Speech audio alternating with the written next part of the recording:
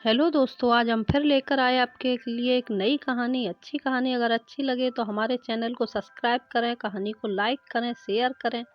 अविनाश, तुम कब मेरी बात सुनोगे? आखिर मैं तुम्हारी पत्नी हूँ। काव्या ने गुस्से में अविनाश से कहा। अविनाश बिना कुछ बोले और घर से बाहर निकल गया। अब ऐसा हर दिन होता है। काव्या अपनी सास सुलोचना जी की बहुत इज्जत करती थी, लेकिन सुलोचना जी हमेशा उसे किसी न किसी बात पर नीचा दिखाने की कोशिश में लगी रहती थी। आज भी वही हुआ। काव्या ने सुबह जल्दी उठकर नाश्ता बनाया।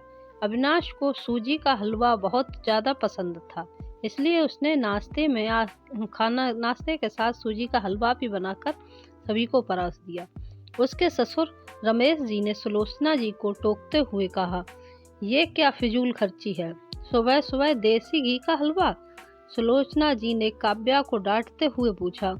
क्यों बहू, ये देसी घी क्या तेरे मायके से आया है? माँ जी, वो इन्हें हलवा बहुत पसंद है ना, इसलिए थोड़ा सा बनाया है। यह कहकर काव्या अविनाश की तरफ देख रही थी कि शायद वो कुछ बोले। तभी सुलोचना जी ने कहा, मैं सब जानती हूँ। मेरे बेटे का बहाना करके खुद खाने का मन होगा। अविनाश चुपचाप नाश्ता करते रहे। काव्या की आंखों से आंसू छलक गए। इससे ज्यादा बुरा तब लगा जब अविनाश बिना हलवा खाए ही ऑफिस चले गए। काव्या घर का काम समेटने में लग गई। इधर सुलोचना जी बाहर ड्राइंग रूम में बैठकर बड़बड़ाती रहीं। काम करके काव्या अपने कमरे में जाकर रोने लगी। कितने नाजों से पाला था उसे उसके पापा ने। उसे आज भी याद है, एक बार उसने गाजर के हलवा बनाने के लिए कहा था, लेकिन माँ ने सूजी का हलवा बना दिया था। पापा को जब यह बात पता लगी तो वे तुरंत ही बाजार गए। वहां से ढेर सारा गाजर का हलवा लाए थे और उस दिन बिना कहे 2-3 दिन में गाजर का हलवा बनने लगा। आज उसे सूजी के हलवे के लिए कितनी बातें सुनाई जा रही हैं। उसे गुस्सा सास ससुर पर नहीं, अविनाश पर था, जो कि कुछ नहीं बोल पाए। शाम को जब उसने अविनाश से शिकायत की तो वह बस इतना ही बोले, इस घर में केवल माँ की ही पसंद का खाना बनता है, आगे से मेरी पसंद का कुछ मत बनाना। काव्या ने अविनाश से बात करनी बंद कर दी। आखिर क्यों? कसूर था काव्या का यही कि अविनाश से बहुत प्यार करती है। इसी तरह कुछ दिन बीत गए। एक दिन काव्या ने सुलोचना जी से कहा, माँ जी, मैं अपने घर न जाना चाहती हूँ कुछ दिन के लिए। अगर आप कहें तो आज ही चली जाऊं। कई दिन पहले माँ का फोन आया था, कह रही थी पापा की तबीयत ठीक नहीं है। सुलोचना जी, वहाँ वहाँ जब भी जाती हो 1 सप्ताह से पहले वापस नहीं आती हो। घर का काम कौन करेगा? तेरे सास ससुर और मेरा बेटा। शाम को थक हार कर घर आएगा, यहाँ उन्हें खाना भी नसीब नहीं होगा। मुझे तो चक्कर आ रहे हैं, मैं खाना नहीं बना सकती। जाना है तो एक दिन के लिए चली जाओ। काव्या मन मारकर एक दिन के लिए पियर पहुंच जाती है। वहां पहुंचकर उसे और भी आश्चर्य होता है। भाभी, मम्मी पापा कहाँ गए? काव्या ने घबरा कर पूछा। उन दोनों का घर में मन कहाँ लगता है? तीर्थ पर गए हैं, न जाने कब आएंगे। वैसे तुम कितने दिनों के लिए आई हो? क्योंकि मुझे भी अपने पीहर जाना है। संगीता भाभी का यह व्यवहार देखकर काव्या चौंक गई। क्या ये वही भाभी हैं जो उससे बहुत स्नेह करती थीं?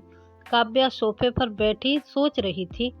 अच्छा, वो जो भैया के मकान के पेपर साइन करा लिए थे ना, मैंने अपना हिस्सा छोड़ दिया था। शायद उसी साइन के लिए मेरे से प्यार जताया जा रहा था। काव्या उठकर खड़ी हो गई। भाभी, मुझे कुछ काम याद आ गया है, मैं फिर आऊंगी, कहकर वह तेजी से घर के बाहर निकल गई। पीछे से गेट बंद होने की आवाज़ से वह समझ गई कि उसके आने से भाभी को कोई खास फर्क नहीं पड़ा।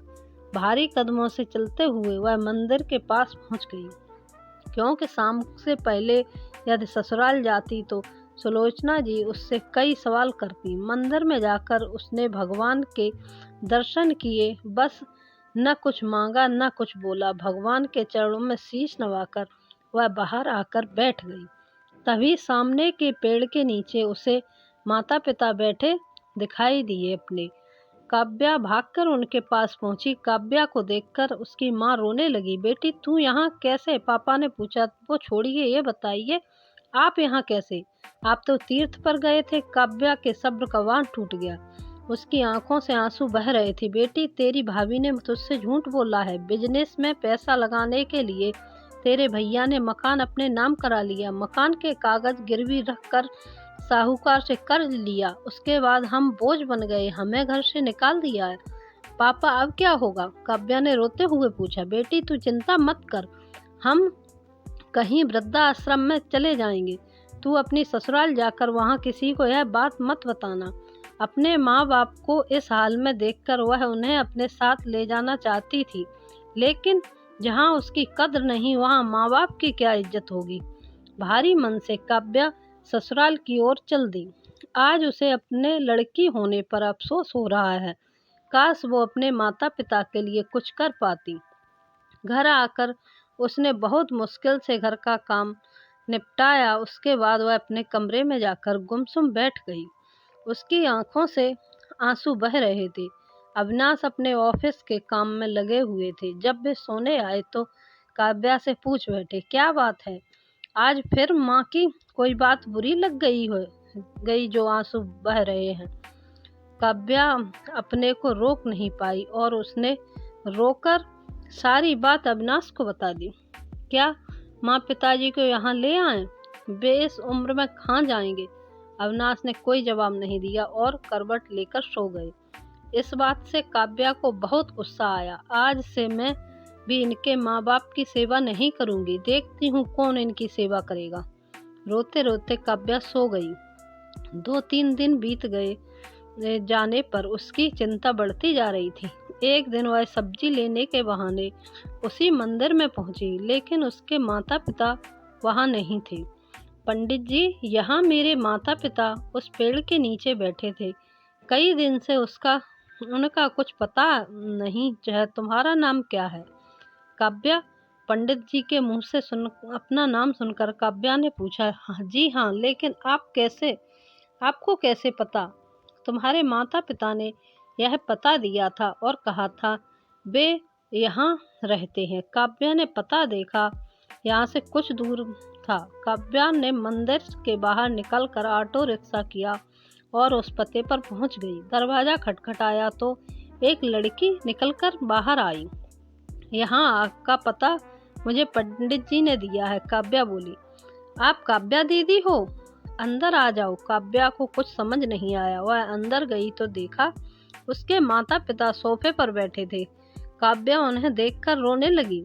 बेटी अब क्यों रो रही है? तेरे कारण हमें यह मकान मिल गया। काव्या आश्चर्य से उनका चेहरा देखने लगी। लेकिन माँ आप यहाँ कैसे? और ये लड़की कौन है?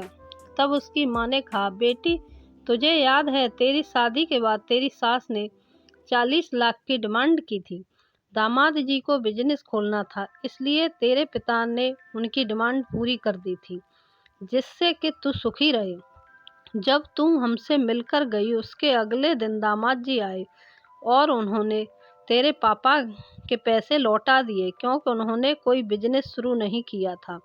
तेरे पापा ने मना किया लेकिन वे नहीं माने। उसके बाद उन्होंने प्रॉपर्टी डीलर से मिलकर 2 दिन में मकान खरीद दिया।